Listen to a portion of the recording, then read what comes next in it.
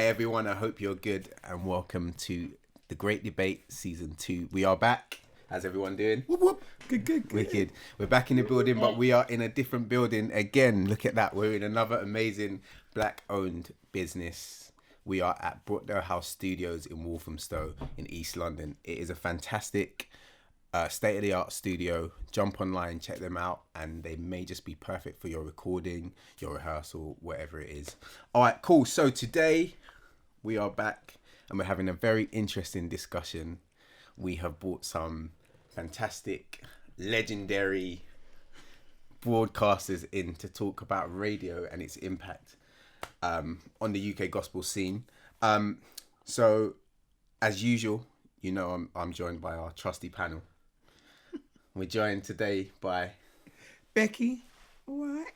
Becky, and on Zoom we have Alicia. Introduce yourself. Say hey. Hey peeps. Maddie, what are you saying? Wicked. We got Matthew Brown, Minister Smooth. How well does that go down in church? This pastor call you Smooth?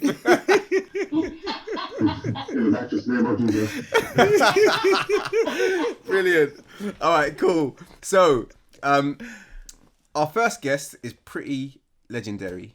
He's a UK gospel radio personality, known widely for his work as a broadcaster on Premier Gospel. He runs ukgospel.com and is pretty much an A to Z of UK gospel, as well as an altogether great guy. It's Yinka. Linka, sorry. How you doing, buddy? Yeah, I'm all right. I'm so. I cannot tell you how excited I am to be here because amazing. I was watching season 1, and I was one of those people shouting at the screen, even though I know it's a recording. I'm there shouting at the screen like, so good to be here. Amazing. It's good to have you, man. It's great to have you. All right, cool. So our next guest is an award-winning gospel artist based in the Midlands. She has supported legends such as Jesse Dixon. She also has a prolific history as a broadcaster on UCB Radio as well as the BBC, where she currently presents the Sunday Breakfast Show, amongst others. Welcome, Sandra Godley. That's as bad as Minister Godley.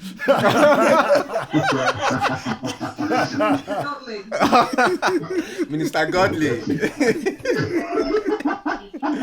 All right, wicked.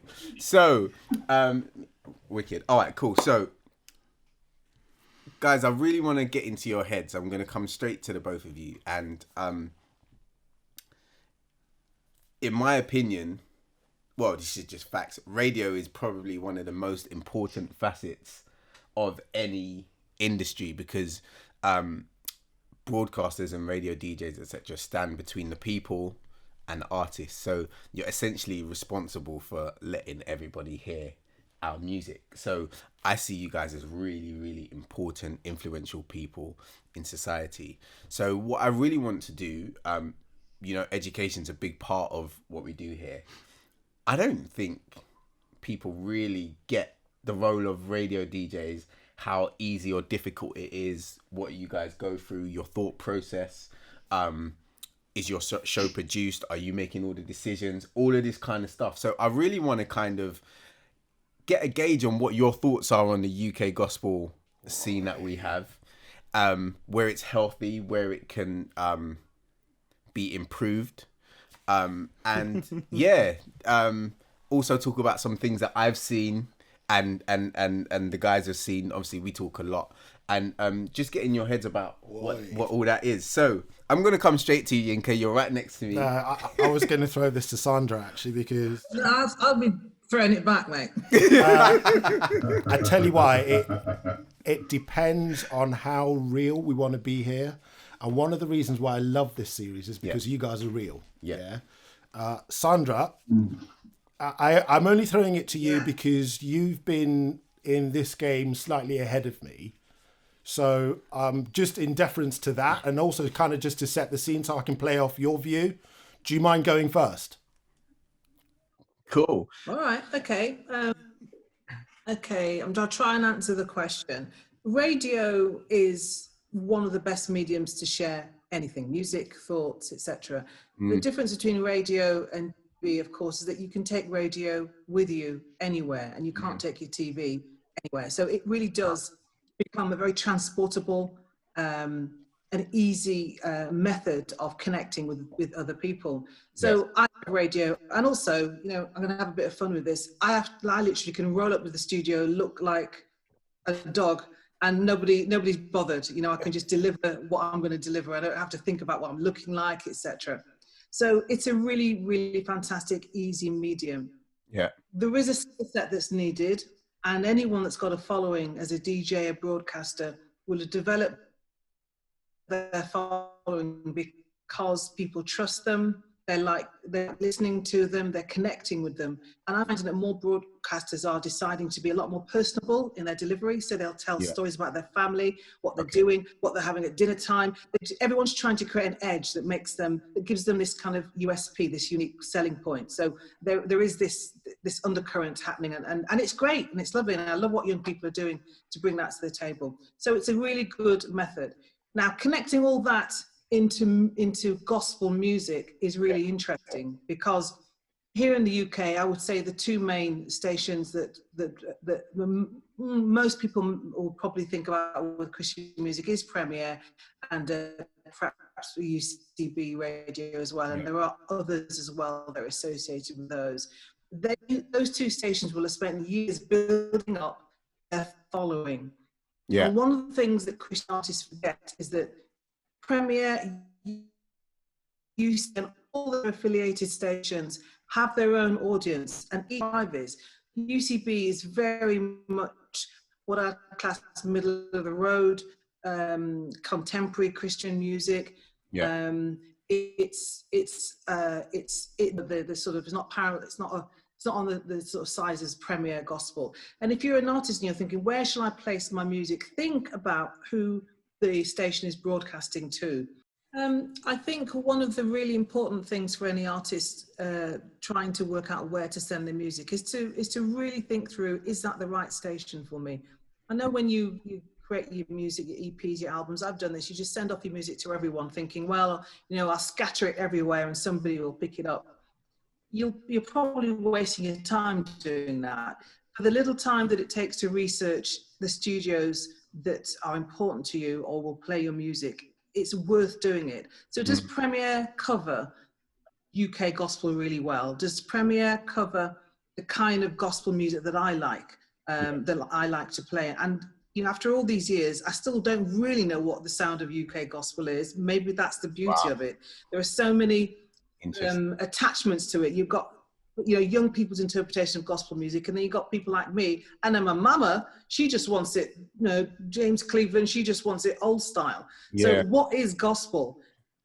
And so make sure the station will represent you well, and don't be afraid to not send it. There's this ridiculous feeling that if I don't send it off to Affinity, to Premier, to wherever, you know, it's never going to go anywhere. That's not true. We're in the age of really, well, the internet, and it means that you can use other options.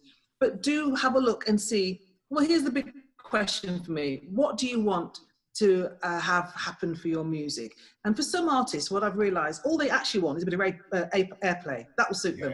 They've worked so hard. They've got their dream together.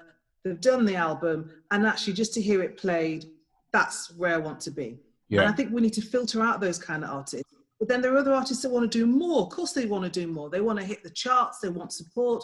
They want funding. They want a whole host of stuff. And when you've decided what you want to do, you will create a strategy for that. And it will be different. Your strategy is someone that wants to just get airplay is different to somebody that says, I want this to be a full-time job. I don't want it to be a hobby. And I'm afraid I have to say this, for a lot of artists, it is just a hobby. Or do I want to create business out of this so that this thing returns investment to me so I can do more? And you are like an entrepreneur. In fact, you know, maybe we should be calling ourselves entrepreneurs in music, because that really should be the destination and the structure that means that you are presenting yourself as a professional artist, funded, supported, and can back it with sales. I'm really sorry. So, you know, we've got to really untangle all this and work out what is it that we want to do before you even think about getting to the radio station. That's way over there. I and that's why we mentors that will just stop us running out of the gates thinking, here we go, I've got the answer, here's my shiny CD, whatever it is. Do you want me? Most people won't even answer you. There are thousands of people submitting CDs all the time. So that's kind of a roundup. I don't know if I hope that helps. That does help, definitely.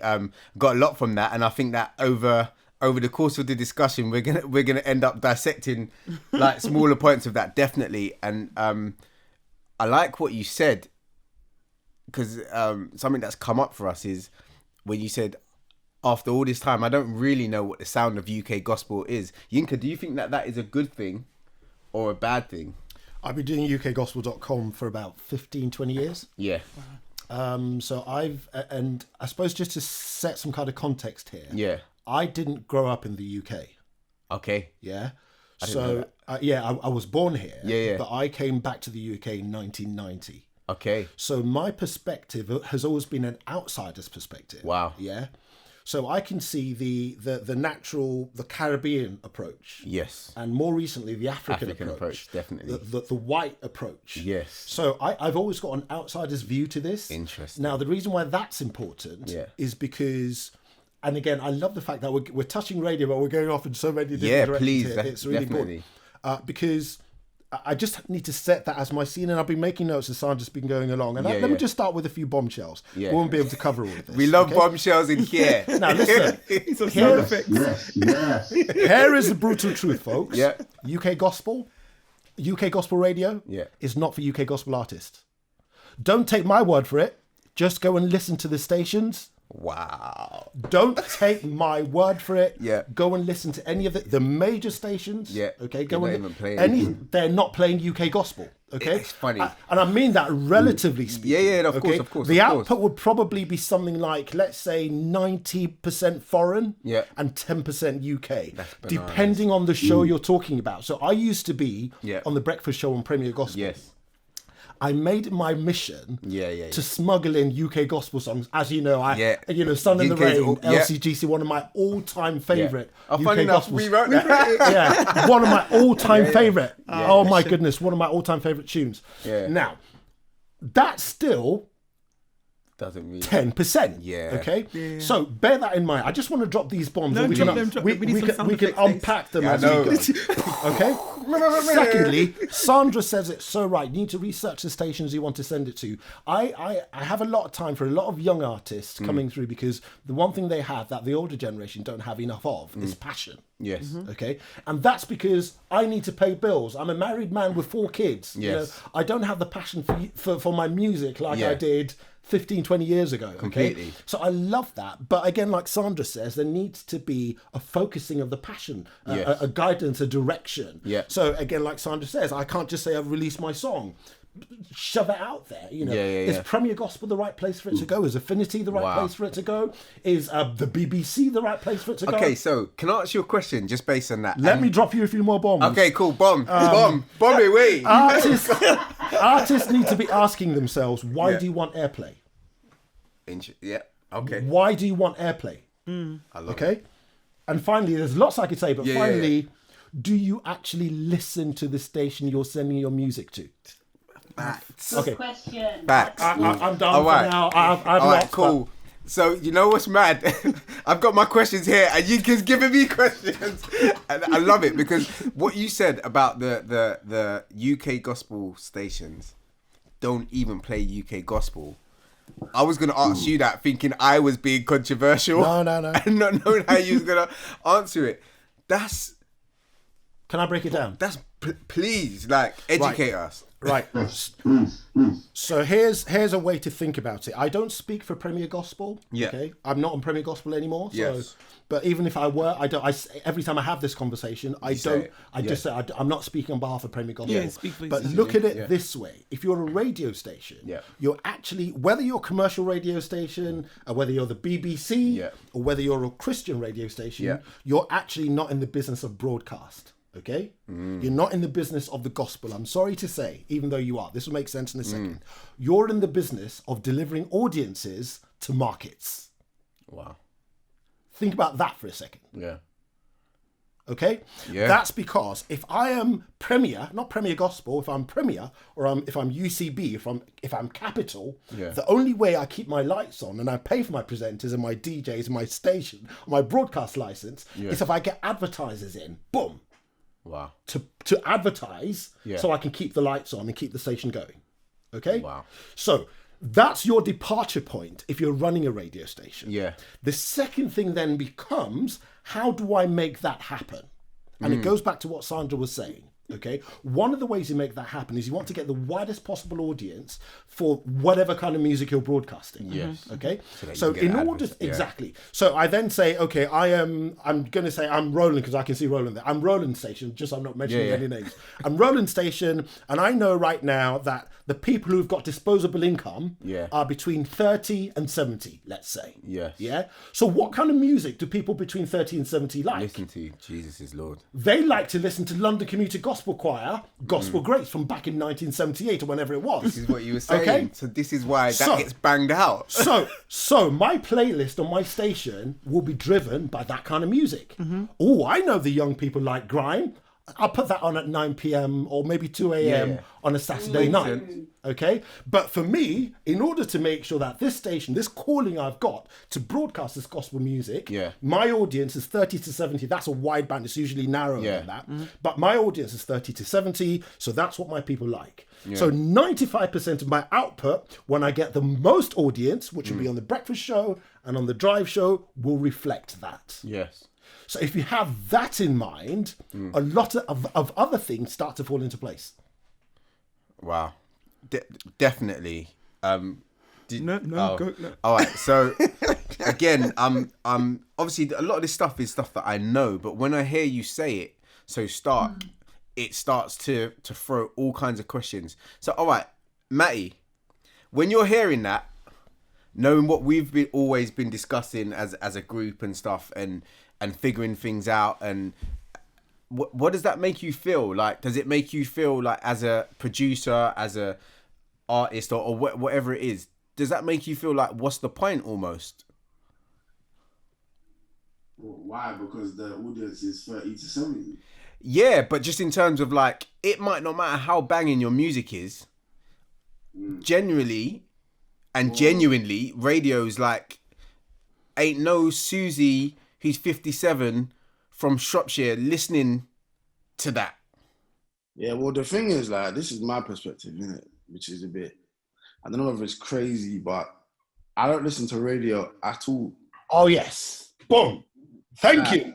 At all. I don't listen like one bit. The only time I may listen to radio is if I literally go into my grandparents' rooms and they've just got Premier, like, just constantly. Like, and I'd be like, oh, okay. Or like my grandma will hit me, or my grandaunt's be like, oh, I heard you on Premier, or I saw you on the thing with like Seth. I played on Seth's record. Yeah. Other than that, I don't really listen to radio. So I kind of think music is kind of changed in that aspect. So like, I guess we did the thing the other day when we pulled out the database with Ryan, and Ryan pulled up, Noel had like most of the radio plays or whatever, and then Beck's most of the Spotify. So it differed depending on like the age group. Yeah. Oh my goodness. Yeah. So I guess music on the radio. So question, how does that make me feel? Yeah. I slightly don't feel away. I don't feel any type of way, to be honest. Okay. Like I actually, it's weird. It's a proper weird one still. Interesting. But I do know how important radio is. Yeah, no, I know, and obviously we exist. Is it though? Well, I want to say yes, because what I was just going to say is that we come from a world, as in terms of what we do as our day jobs, where radio is extremely important for a certain group of artists, at least. Because you know what, even in mainstream, this is becoming the case. Bro, can I just say something? You know what I mean? Go for it. One of the biggest weaknesses we've had in UK Gospel, this is me wearing my ukgospel.com hat. Yeah. We've got a lot of people who are very knowledgeable. They've studied this thing far more than I have professionally. and they've made the greatest mistake I've seen in UK gospel even today, which is a literal transplant of that knowledge and transposing it onto the UK gospel marketplace. You can't do that. You can't do that. No, definitely not. Radio is important, but radio, in my view, is dying. Matty makes a really good point. In 10 years, Matty won't listen to radio unless, there's an exceptional need for it. My wife will listen to radio, and my wife will listen to radio forever. Okay? There's a whole generation behind us to whom social media is radio. Yes. To whom streaming is radio. Yes. That space, okay, is now that space that radio occupied 5-10 years ago is being overtaken by streaming. And don't forget, fundamentally, the problem here was that broadcast was expensive. Okay? That's the problem. Yes. Broadcast was expensive. So if I have to spend, I have no idea how much it costs to run a radio station, but let's just say it costs $500,000. Okay. Yeah. If I'm sinking $500,000 into my broadcast platform, TV, radio, whatever, okay, I'm looking to make $2 million back. Okay. So anything that's going to be a variable, as in that's not a certified hit, I don't want to know. Yeah. That's commercial radio for you. What that then means when you bring it into UK gospel, coming back to your point, is that you then have to look at it from the point of view of, if I've spent £1 million, okay, and Seth, I know, is going to get me lots of 25 to 45-year-olds, I'm going to be playing Seth all day long. I'm going to be playing Becca all day long. But if my audience is, say, 18 to 25, then I'm tapping into Matty. I'm tapping into Called Out. I'm tapping into Becca Folks. I'm tapping into all of those people. But does that audience pay money? Who can I take 25 to 35-year-olds to make big money? What advertisers can I take them to? Okay. What advertisers can I take them to? Actually, in reality, I could probably get more people paying more regular money. From different demographic. From the older demographic, because they've got more disposable income. So there's lots of things here. Just to finish really quickly, radio is it's a dying medium because it's for older people. The new radio is social media and streaming. And then of course when we're all back, live. So if you're an artist and you're a young artist right now and you can get your game together, you can grow your audience, you grow your tribe. Radio is just one of those nice to haves. Social media has shown us that. You don't even need it. You don't need radio. So it's good to have. But if you're smart, you actually don't need it while you build your tribe. Hit me, Bex. Sorry. Hit me. The way my brain's like, oh, mate, what a shame. Because I live for radio. And even though, I'm 37. But like, as soon as I jump in the car, I've got the beat on, I've got Premier Gospel, I've got Smooth FM, I've got Heart, Capital Extra, literally all my favourites. So I just go between the 7 different channels as I'm driving wherever I'm going. So it's like... And just from that, you listen to praise and worship, you listen to soul, you listen to R&B, you listen to 70s, 80s, early 90s. Just from those stations, I can tell you that. All old music. I don't listen to anything but past 2000. There you go. But Pop music. I don't listen to nothing really past 2000 unless it's a big tune. Exactly. So it's just like, if we translate that to UK gospel, how do people, yes, the social thing, but at the same time, there still needs to be I feel like it still needs to happen though. Even though it's a dying medium, I can't articulate what I'm feeling. No, I do know what you're saying. So Sandra, I'm going to come back to you real quickly before I come back to before I come to one of the other guys in the panel. Obviously, it's hard not to concur with what Yink is saying, but in terms of your experience, and especially now that you're on the BBC, and that's like a completely different kind of game from being, say, on Premier Gospel, as it were. Does that line up with your experience in terms of, or can I even ask it like this? What differences did you discover, if any, from when you were on, say, UCB, now moving to now you're on BBC? Oh, wow. Well, let me just hit some points. I released my last album in January this year, and of course with COVID, I had to submit my own album to our music coordinator. Wow.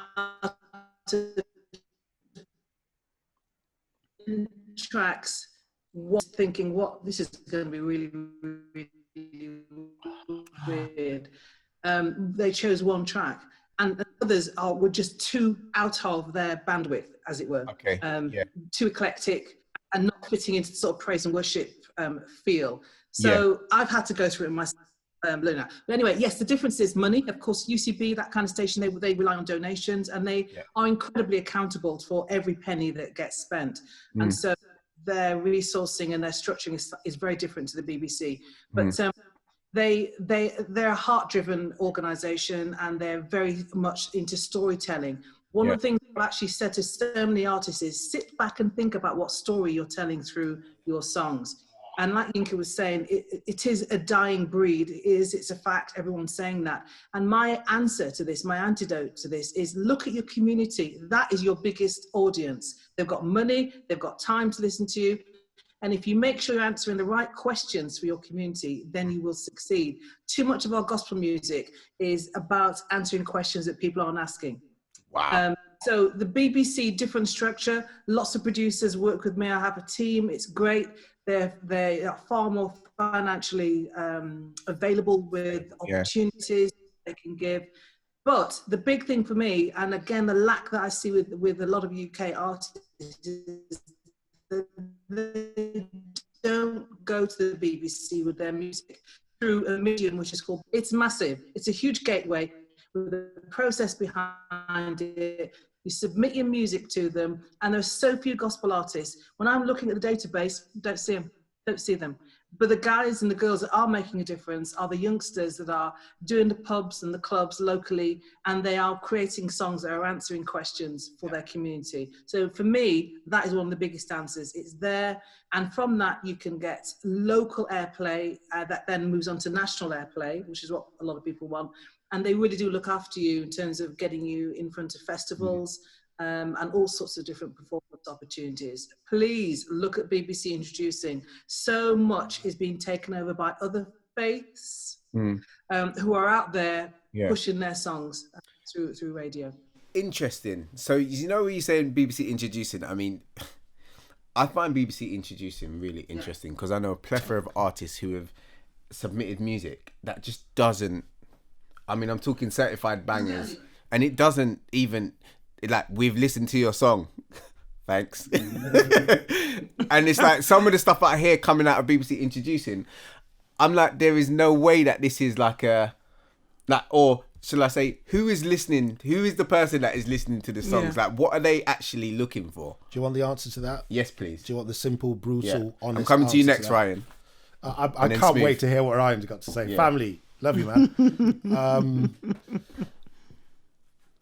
It has to fit. And I think Sandra said this. It has to fit.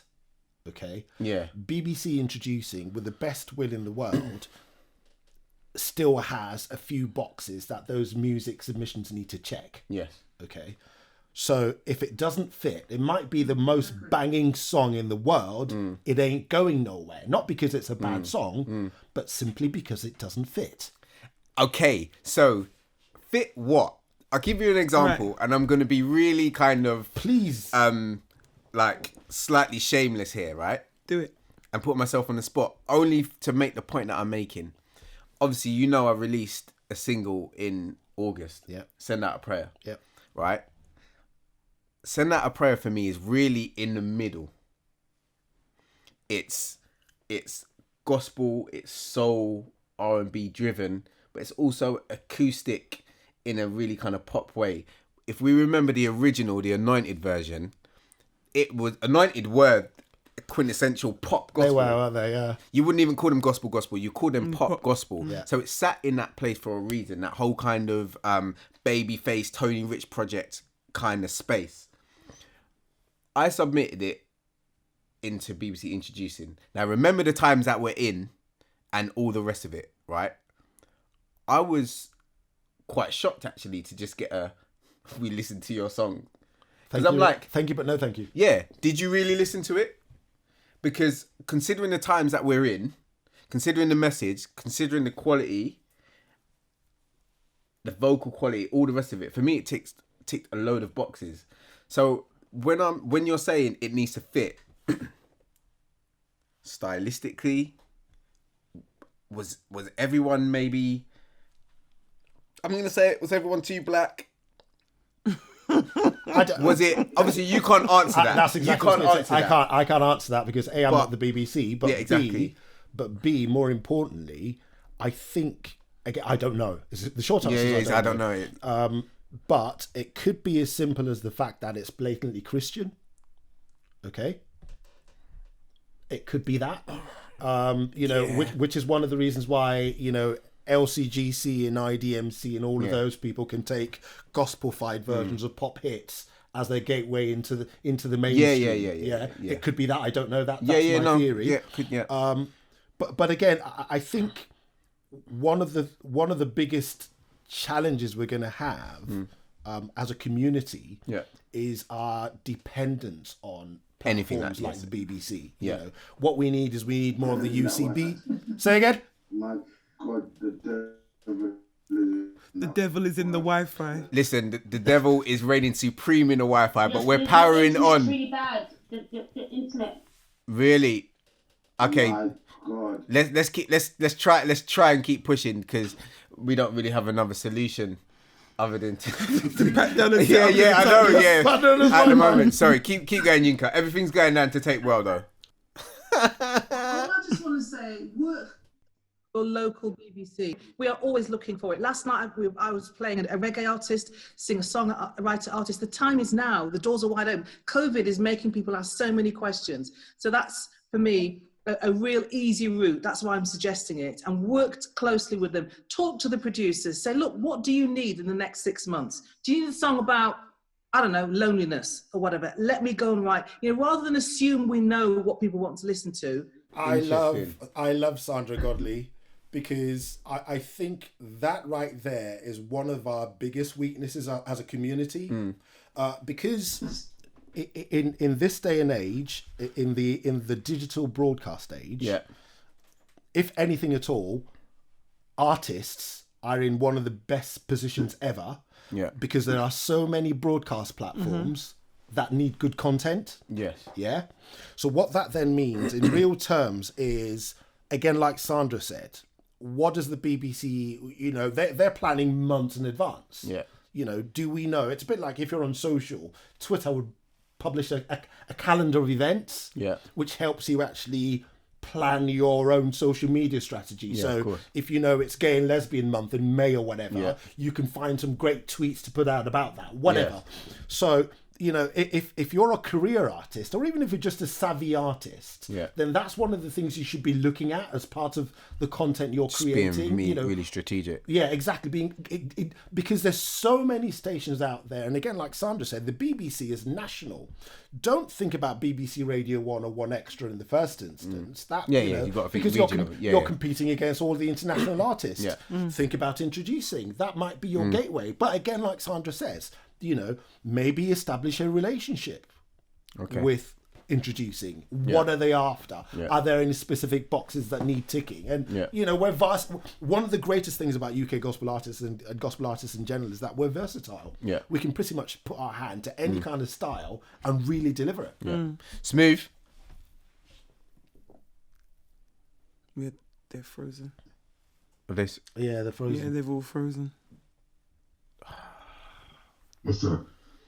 What are you saying, mate? Guys, sorry about these internet issues, man. Can you hear me, Smooth? I think they can. It's just like maybe it's like delayed. Yeah. All right. Cool. So Smooth, jump in for me, mate. Like listening to all of this, how are you feeling? Like I know I'm getting the sense that there's almost there's going to be a gulf of people in the middle that don't realise this. That like radio is, as what Yinka said, it's like a dying art. So you shouldn't even really be focusing on it. I mean, that needs dissecting in itself. Can I say really quickly? I'm sorry to jump in. I keep jumping in, but I don't think about it as dying right away, but it's it's declining. It's a slow decline. It'll probably still be here and relevant for the next 5 to 10 years. But that's not even a long time. Exactly. But at the same time, social's on the rise. Streaming is on the rise. No, of course. Smooth, jump in. I don't want to dominate. Go. I mean, to be honest, there's a few things. I think I haven't got past the fact that the UK sound, there's no definitive UK sound. I think I'm still stuck at the radio. It seems that the art form is dying out, and I can clearly see that based on how socials are working and kind of being in the industry and seeing that you can have a successful career without radio playing. I'm open to that, but as I said, I'm still more stuck on the fact that we haven't got a definitive UK gospel sound, and also at the numbers in terms of how much percentage of UK music is being played on our UK radio stations. Because I know for a fact that in America, they play American gospel and they support American gospel, and it's pushed in American gospel, and we probably barely get any plays in America. So how can we be in our own backyard and be getting 10% play? That for me is where I'm stuck. So, wow. The thing is, can I jump off the back of what Smooth just said, please? Please, bruv.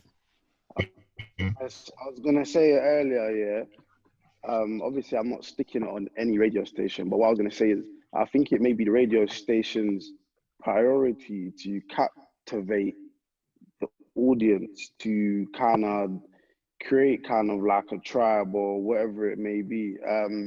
I guess in America, radio gospel on radio is a big thing, I guess, because whenever I see like American musicians, they'll just be like snapping other musicians like, oh yeah, you just came up on the radio and that. But that feels like the radio stations have kind of done something, I'm not too sure what it is, to kind of captivate that audience. And whether that may be playing what they want or maybe playing American music, it kind of makes everyone tap into those stations to listen to music. I don't personally hear a lot of, or whenever I have turned on to a gospel radio station, I don't necessarily hear a lot of UK gospel music.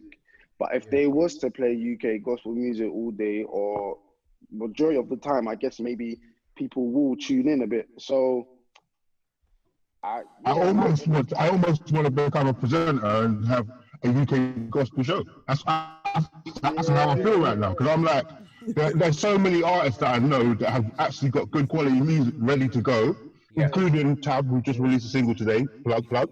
Anyway, but you know what I mean? It's like that's right, shameless plug. But yeah, I mean, but my thing is just like, okay, but if we haven't got a outlet for it, then kind of what is the point? Like, do you know what I mean? Don't get me wrong, I still go on, Mike. Go. Yeah, I literally just feel like we need to own and like take hold of what we're trying to do here, and if that means, you know, writing to Premier, Infinity or UCB and asking for somebody to create a slot. I mean, we have to do something. We need to be actively, you know, saying something. Just to jump in, Ryan, you're gonna go, but I think from what I know of Affinity, they seem to be filling the space that you're talking about, where they're being really focused on a UK kind of driven kind of sound, which is very welcome. It's gospel DJs doing really kind of UK gospel driven kind of shows from what I know. Go on, Ryan.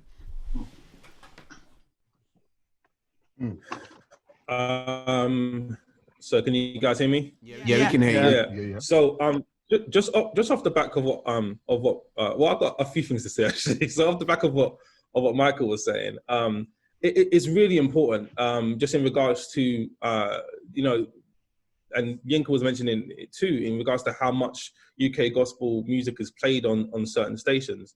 And when you look at, I mean, you know, like there are countries like, I know France has this law, Italy has this law, Canada has this law, where their radio stations are legally obliged to play, I think it's about 60% of local talent. They have to, whether or not they want to, or depending on who, it just doesn't matter who's listening, who's not listening, they have to play a certain amount. And I think for UK gospel, even though that's not necessarily a law, to not have that policy in place, it's a little bit shameful in some ways, because we do tout this UK support UK gospel kind of like mantra a lot, you know, in our community, and you might have to edit this part out, what I'm going to say, but I'm just going to be very. I want to be very frank. No edits, right? I'm gonna be frank because I'll be honest, based on what Yenko was saying. Please, this is not the time to. Oh my goodness, it's gone. Sorry. 1 sec, Ryan. Ryan, sorry, 1 second. Go back. Go back. We lost you completely.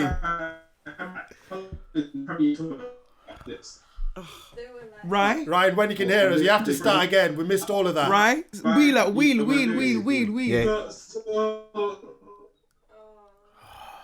Right, hold on for 2 seconds, babe.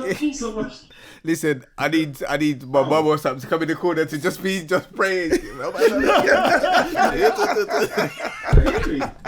Yeah, we can hear you now. Go back. You have to go back to the beginning. I can hear you right. I can hear you. So anyway, about 5 years ago, we were doing this compilation, UK gospel compilation, and I was an artist I was working with at the time, and they wanted to put the record on there. And I said, okay, you know, that sounds good. I mean, they were saying it's a project they wanted to support UK gospel, and yes, you know, it was meant to highlight, you know, the great songs that were coming out of the community. So I mean, that sounds like a no-brainer to me. So I said, of course.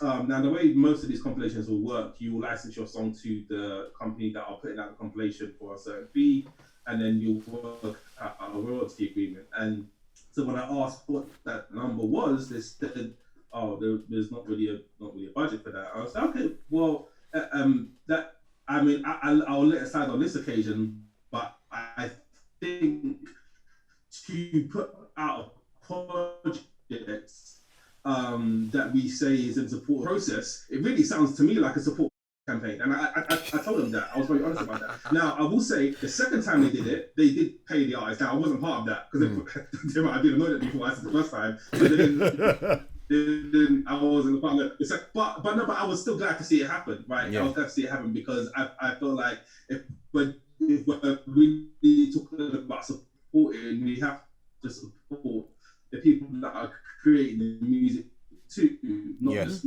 necessarily the platforms.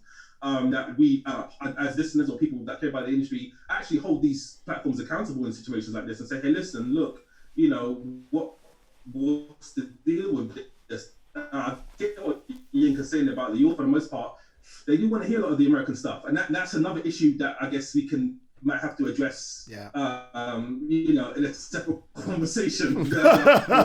Issue in itself. But I think the platform does have to take some responsibility in that. Okay, try this again. So, I think we have to be very careful, I was saying, about dismissing the importance of power of radio when it does work well at its best. I was saying there was a 241-page report that came out of Nashville yesterday, talking about, I guess, giving an overview of the music industry this year, particularly how COVID has impacted a lot of artists, and they spoke about Christian music, gospel music, every genre, and said that they still use radio as their number one form of music consumption, which is a pretty big number. On top of that, 60% of people said that they discover new music through radio. And I know as someone who DJs, I'm listening to radio all the time because I have to stay on top of what's hot. So there's a huge community out there that still use this as you know, as a number one form of music consumption in one way or another. I haven't honestly seen that and of course, you know, we're talking about in Christian space, but in terms of that type of content, the online content, I haven't seen as much effort put in that regard as I think maybe needs to be in order for them to kind of, you know, stay relevant. Because like Nafi was saying, he doesn't listen to radio, and I totally get that. I don't listen to it myself, but I do know that I watch Breakfast Club interviews all the time, or Radio 1 interviews all the time, online, all the time. I watch it all the time, and so that's and so if an artist is played on or gets interviewed on there, you know, I've discovered artists on the Breakfast Club that I didn't know about. That after the interview, I've then gone and listened to their music. So that's how radio is now kind of impacting people, and that's how it's kind of taking effect. I don't know if there's been enough of that effort on our side. So about captivating the audience, like I don't think there's enough of that. Okay, so it would seem to me that from what Yinka said to what has been said so far, that we have this feeling that radio, instead of allowing itself to die, almost needs to pivot in a way like the Breakfast Club have and stuff like that to stay relevant. And you almost wonder if the reason why the pivot isn't happening in that same way is because they don't really care. Because as long as they're getting the numbers they need to satisfy the sponsorships, they don't care. You're looking at me. That's a question then. Are we trying to say that it's a bit dry biscuit? Let's just call it what it is. Is it dry? It's just boring. Is that what we're trying to say? What do you mean? It's radio. Is radio just dry then? Well, no. I mean, me personally, that's not where I'm coming from with this, because I think it is what we make it, or it is what radio makes it. Yeah. And I have no control over. Then that would be dry, no? Yeah, but what I mean is I have no control over it. So I'm not here personally to discuss. Can you hear me? I'm not here personally to discuss the content in that fashion about how. Well, we are here to discuss the content. Can I offer an opinion then? Yeah. I think the answer is yes. Radio is dry. I was trying to pivot that, no, but it's true. Yeah. But I also think the answer is no. I think yes, it's dry because all of us around this particular conversation probably aren't. We're not plugged into UK radio like that. Yeah. Okay. Yeah. Mm-hmm. So, and if you are going to be plugged into UK radio, you're probably plugged into the high profile shows, and by that I might mean the breakfast show, the big audience shows, the breakfast show. You're getting ready to go out on the day, and let me just switch Premier Gospel on for 5 minutes. Yeah. You know, or you come back from work, let me switch on UCB as I'm driving home or whatever. So, and in those shows, you're not going to hear UK gospel as much as you're going to hear American gospel. If anything. Sorry, keep going. If anything at all, you're going to hear Nikki and Mark doing "Sing Unto the Lord," because it's classic. Mm-hmm. You're going to hear Donnie McClurkin. I know, 6.5, 7 minutes of Caribbean medley, because again, I go back to my original point that these are the big audience shows. Yeah. The question, these are the songs that the audience resonate with, and that's what the radio station wants to deliver. Mm-hmm. So I go back to my original point, that from that point of view, if I've got a great UK gospel song, seeing as we're talking specifically about UK, if I've got a great UK gospel song that nobody knows and is strong, versus a classic UK gospel or classic American gospel song, don't judge me. What the record is showing is that 9 times out of 10, if not 10 times out of 10, radio stations will go for the familiar.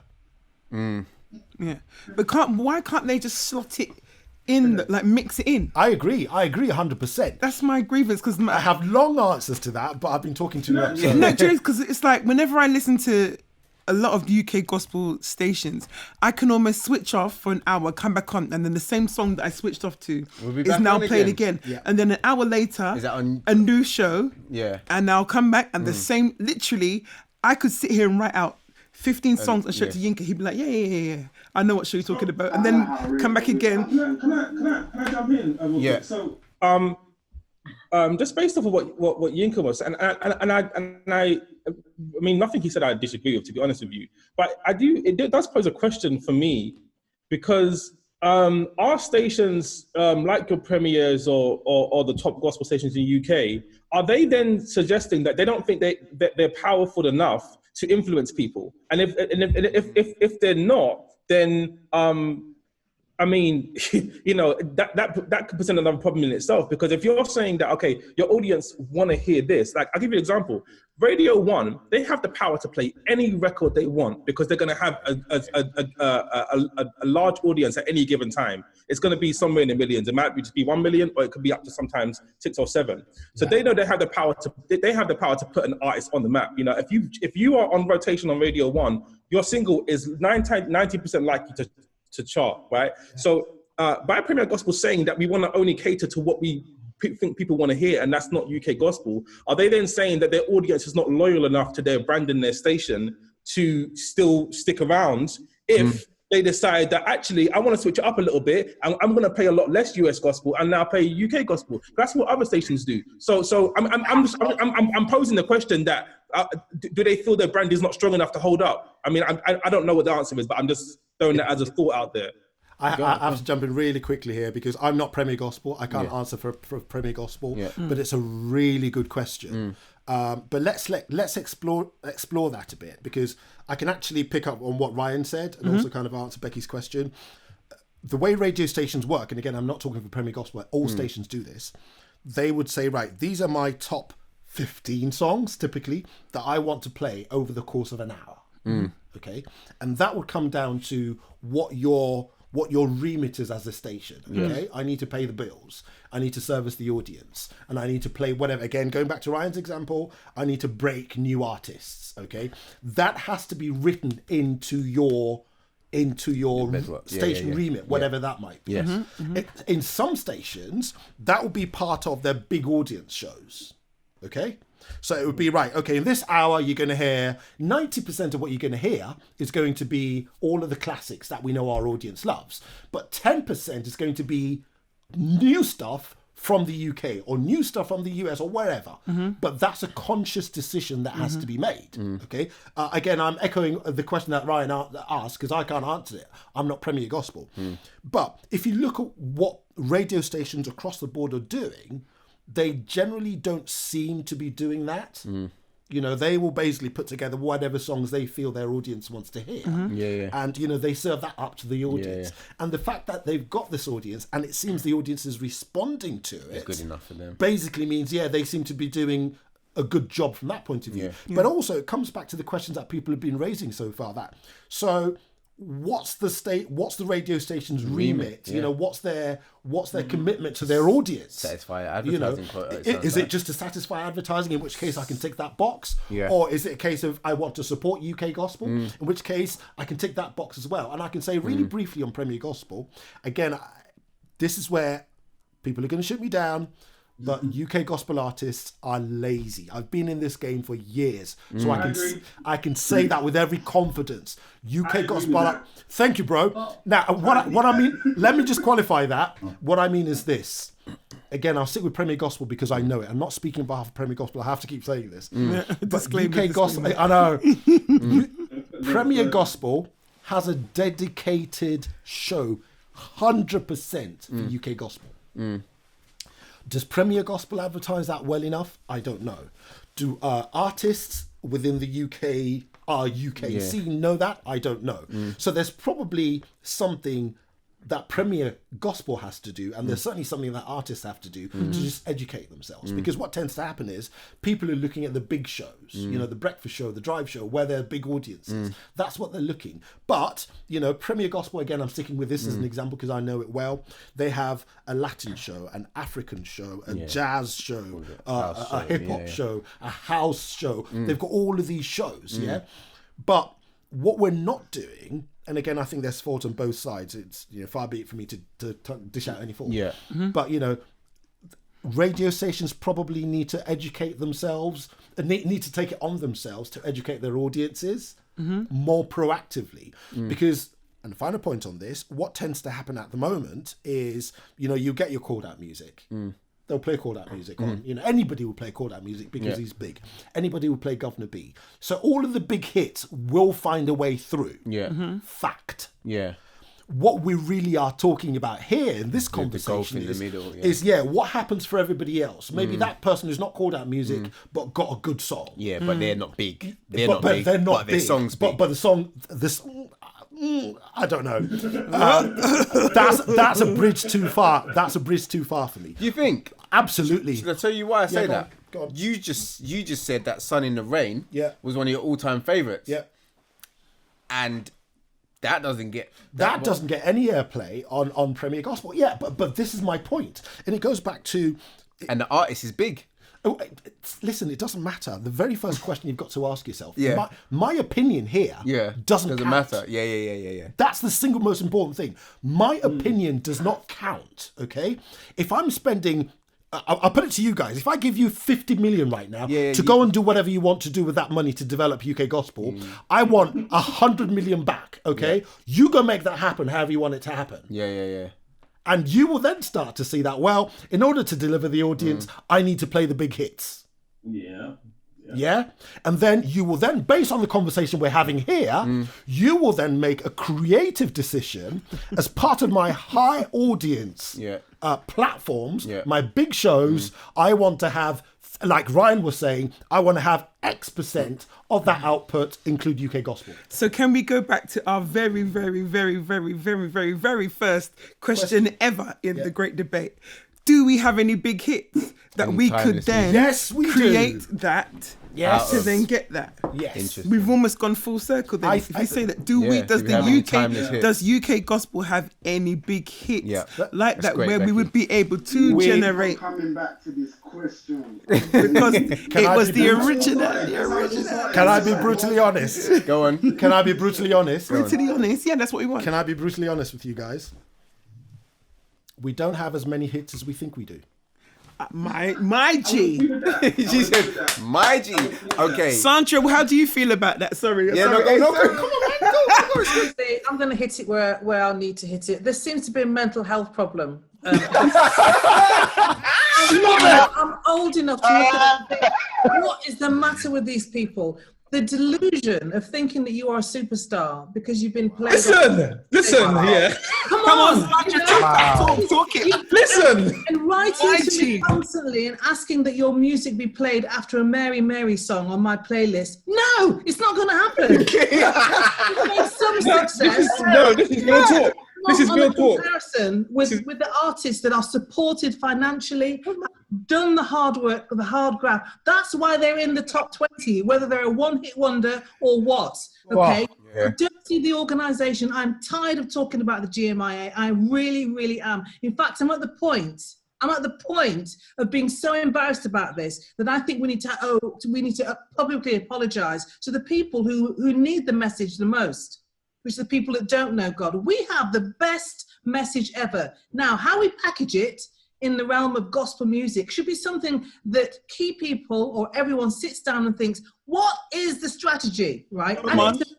Stop talking about it being a ministry. Nobody on the street knows what you're talking about. I mean, it's not a ministry, it's a business, okay? You happen to be an artist who's a Christian, okay? So therefore, you have relevance in politics, in health, in mental health. You have relevance in every walk of life. Where are the songs that are hitting it and saying, this is what the answer is? Wow. And within a music genre, gospel. When you turn it on its head that way, now we're talking. Now the community wants to hear. Now the Lord Mayor of your city or your town or wherever it is will say, wow, a piece of that because you're going to bring goodness into my society. I'm tired of singing to each other, of leaders in churches that don't support gospel artists because, well, you know, you're not a preacher or a teacher and you should be given for a patty or a soda or whatever it is. It's cocoa bread. Mental health has been cocoa bread. I'm close.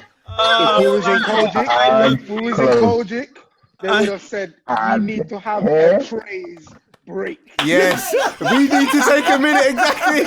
We need a minute. E flat. Listen, there's an organ right there. If it didn't take too long, I'd fire it up, guys. Listen, let me bring that was a bomb. A bomb. Let me bring it back to what Sandra's just said. That's I'll show you a graph, yeah? When I used to be on the radio, and I'm on a breakfast show, I'm on the biggest breakfast show, arguably. I don't know. No, it is certainly one of the UK biggest gospel, in UK gospel. Definitely, 100%. Okay, unquestionably. Pop porridge massive. But don't look at this from my point of view. Yes, let me put you in mind of somebody at the other end of the speaker. This is a listener. Donald Lawrence. Yeah. Mary, Governor B, Called Out Music, Kirk Franklin. I can think of dozens of artists. Yeah. See the graph? This is you listening to the radio, enjoying it. And then I drop a UK gospel. Boom. Yeah? And then all of a sudden the quality drops. Yeah? The output drops.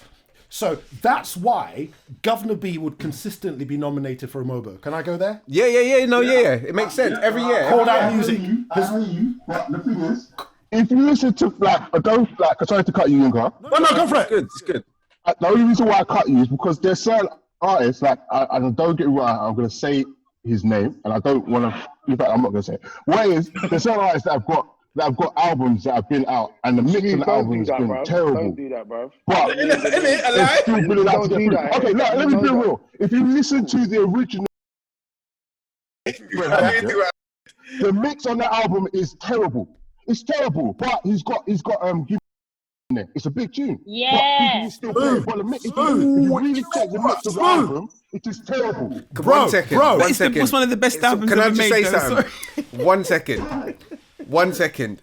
I'm hearing you, but it's terrible maybe in comparison to Kurt Franklin's. No, you're wrong. You're wrong. When you're comparing it to somebody that we see him on that level to, but it's not as terrible as we think it is. I'm not offended. Can I be brutal? Go on. Can I be brutal? Guys. Go on. It wasn't great. It wasn't great. And we kind of know that music for that. No, I know. Not the song. I know I'm talking about the mix. I'm with you. I know what we're talking about here. And it's kind of we know what we're talking about with that. It weren't that bad, in my opinion, because no, it wasn't great. Listen, I will hear no slander of the album. Is the album. But 1 minute, Yinka. I know I keep calling Linka. Hold on. Guys, we're gonna start scuffing in a minute. We're gonna start scuffing. And the thing is, I'm here for it. But the thing is, the reality is, like, it's not. I'm not talking about the quality of his songs, because the songs I know. Are amazing, yeah. But when we're talking about the quality of music and how it's put out and this stuff, you can't.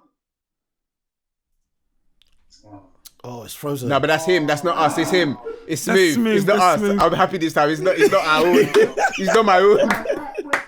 Can I just say something?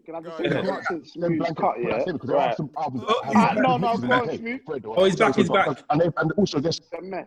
This is a mess. Yes, you went, Smooth. You went. Your internet went.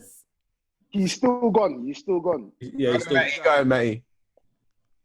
Nah, wait. Just give Smooth. We're there now. No, he's here. There we go. Cool. There we go. We're there now. Okay, go back. Also, go back. Also, go back, bro. So where did you hear me last? You were just talking about the quality dropping. Yeah, the quality dropping. Breathe. Right, cool. Also, what I'm saying is that a lot of those artists, their sound has developed over the years, and I don't think that UK artists are given the chance to develop. So your first album might sound a bit white, but the second album should get better and get better. Taking the words out. I'm sorry, I have to jump in there. Smooth, bro. I've just met you, but I love you, man. The fact of the matter is, what we're talking about here, Hell no. What we're talking about here is a taste of a very, very small. It's an infinitesimally small audience. We care about mixing and mastering. 99% of the people who are listening to radio don't care. That's true. So the fact that Fred's songs were amazing is all that matters. I've had artists email me songs. I can't do this on radio much, but I've had artists email me, songs where they said, "Oh, this song isn't mastered. What do you think?" I've dropped it on the radio and people have gone mad. Yeah, it's not mixed. It's not. People don't care. See, we care. We care because we're technical people. I can hear the fact that the vocal is really low in the mix, and they can do something with it. I disagree. Bro, I'm with you 100%. He did it. He did it. Matty, He did it. He played it. I love you, bro. No. Go on. Let Go me on. land. Go on. Show you why I disagree. Yeah. There's artists, right. This is the thing when it comes to UK gospel music. I'm personally saying that, as Smooth said, he said you may drop one album. I personally feel like there's no consistency. But if an artist was consistent over the years and you was to drop them on the radio, the viewers most probably listen to that music because it's something that they're used to listening to.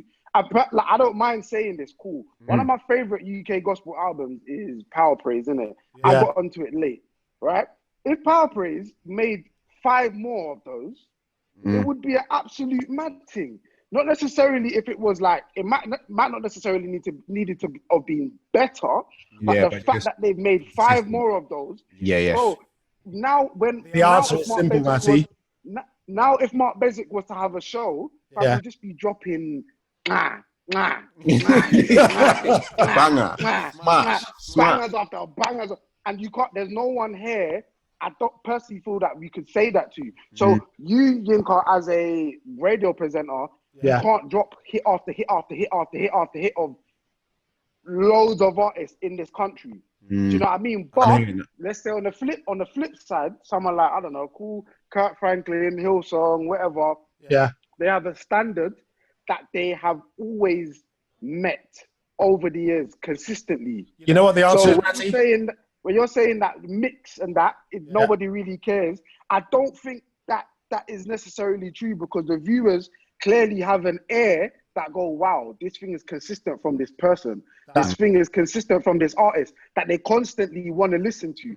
I don't think I've heard, and to be fair, if you're talking about, bro, let's be honest, no one really listens to the way they used to. He's kind of dropped his ball in a way. And that's, I'll be the brave one to say it, bro. But personally, if I'm talking about someone like Kurt Franklin, he's evolved, but I wouldn't say the standard of his music has dropped. Yeah. He's just he will consistent. Can I say really quickly, Matty? Yeah. Because I'm with you. I was going to say 100%, but I kind of am and I'm not. The answer... The answer is it's simply this. Radio is brutal. Yeah, you don't care about all of I don't care. You know, if Fred Hammond drops Glory to Glory and We're Blessed, and you know his next 10 albums don't do anything, I'm going to be playing Glory for Glory, Glory to Glory. I'm going to go back. Radio is that brutal. I'm using me as an example, as a radio station, not as an individual. Or, you know, because from what you have to think about here, guys, is this: radio they're in the business of keeping the lights on.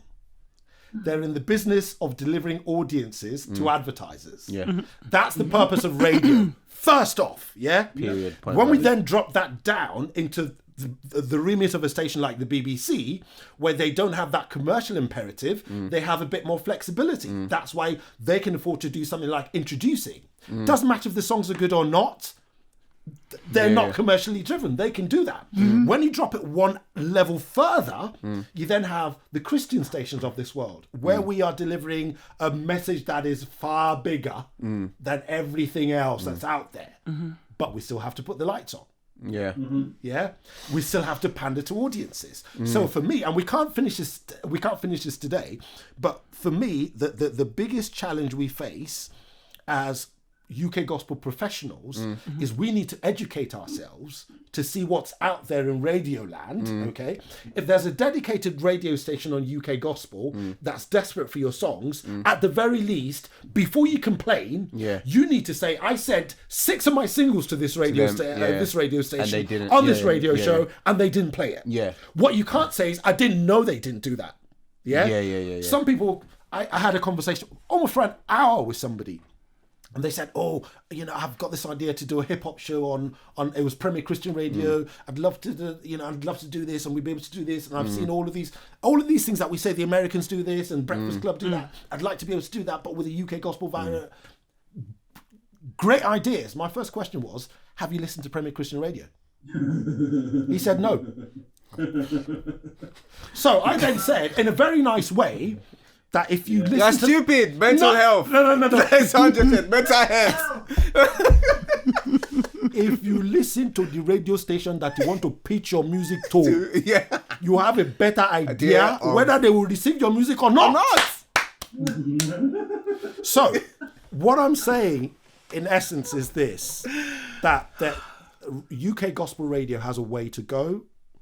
I think Ryan nailed it. That's why the French have done it. That's why the Canadians have done it. That there either needs to be a legislative imperative to say, why have BBC One Extra only got one homegrown station, one homegrown show? Okay.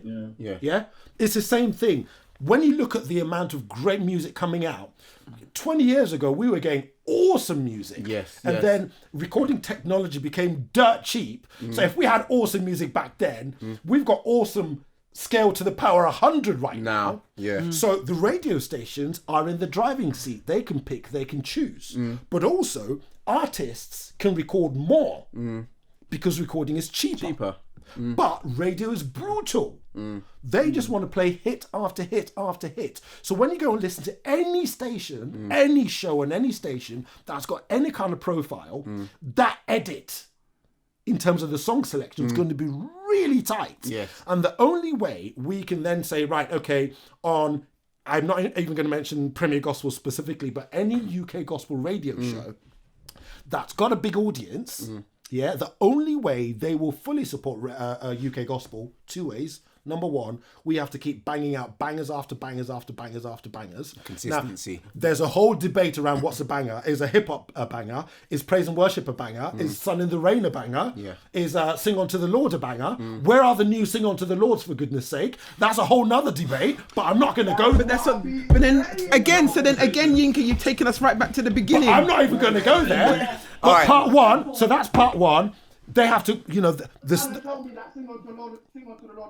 Of course, it's a banger. That's what I'm saying. They will still any UK gospel radio show today will still play "Sing Unto the Lord." That's number one. So they'll play the bangers. Yes. But I think the other thing is they then need to have the remit to put, because Premier Gospel, because I know Premier Gospel well. I don't work for Premier Gospel. I know Premier Gospel of course. well.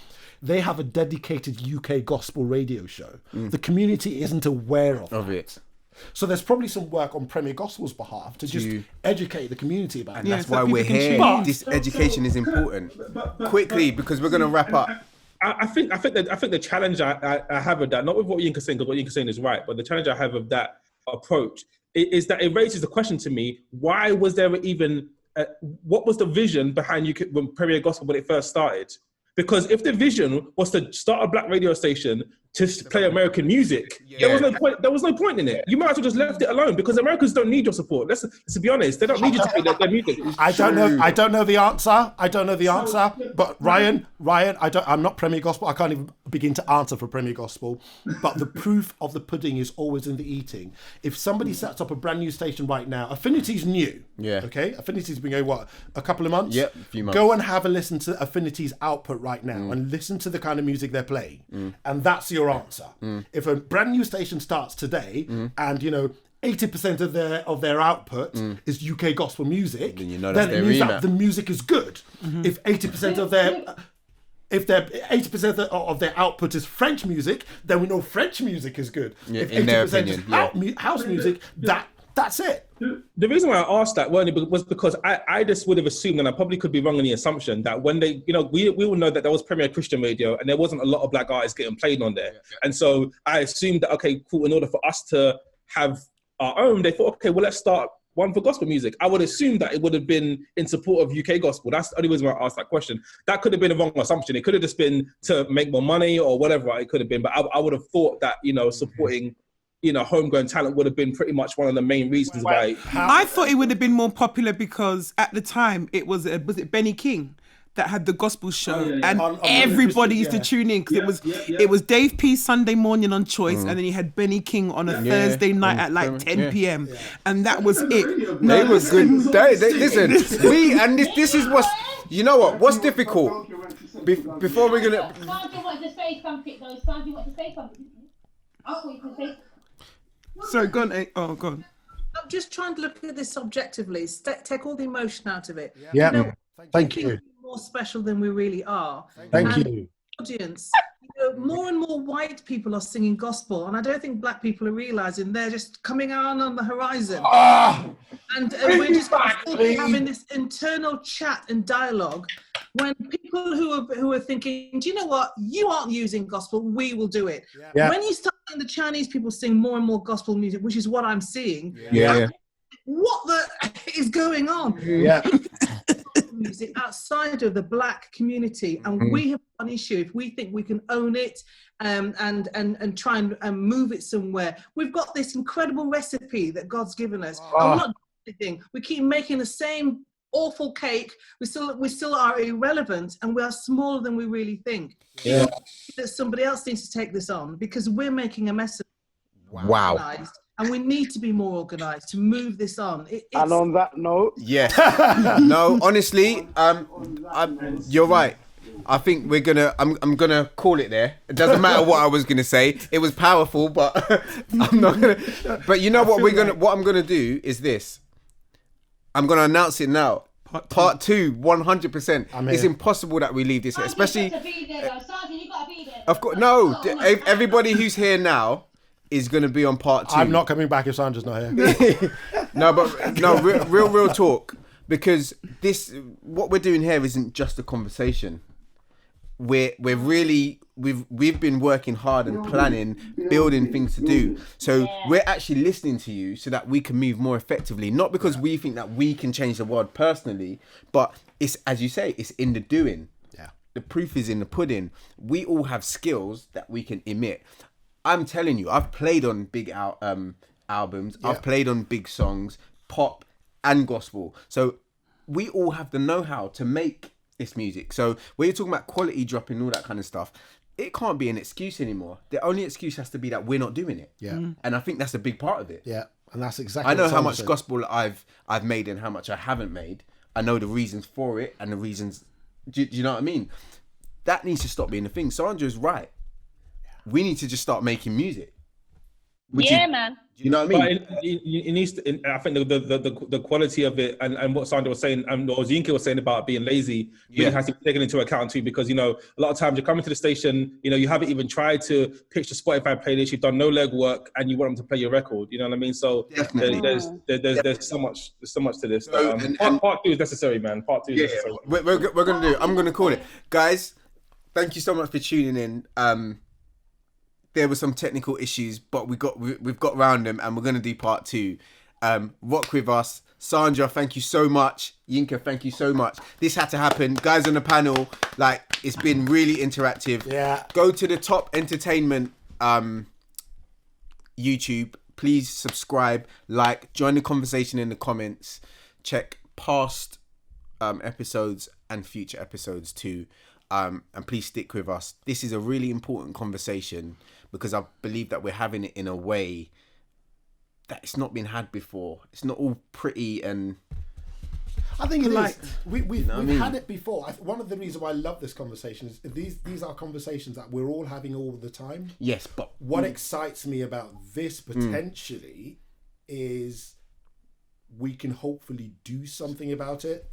My point. Right. Yeah. So we don't have. This is a conversation we have every Sunday after church for those of us that go church, and you basically say, and you basically have pretty much this kind of conversation. Yeah. But we've been having this. Nothing we've said here is brand new. But we've only had it around the dinner table. Exactly. But what we now need to do is we now need to say, okay, fine. This Station is what we're gonna X do. is doing Y. Everyone's saying it with stress now. Yeah. Station X is doing Y. What can we do to influence that? Yeah. Is it something that they just don't know they're doing it? In which case we can educate them. Exactly. And we're not just saying you're not playing UK gospel music. Yeah. We can say, look, here are 50 UK gospel songs that fit your format. Yes. Okay? Exactly. Here are 30 UK gospel songs that fit your middle of the night format. Yes. And by the way, that's the content for the broadcaster. Yes. Sandra's been saying this. Ryan's been saying this. We then need to look at the artist, and artist education comes up all the time. Yeah, no, massively. To basically say, look, you guys need to understand this. If you want to do something like the Breakfast Club does, then it's not going to be something you do on Station X because it doesn't fit the format. 100%. I totally agree. Oh, they've gone. But yeah, it's not about pointing the finger. It's about raising the issues so we can try and do something about it. And with that, thank you and goodbye. Thank you. See ya. Nice one.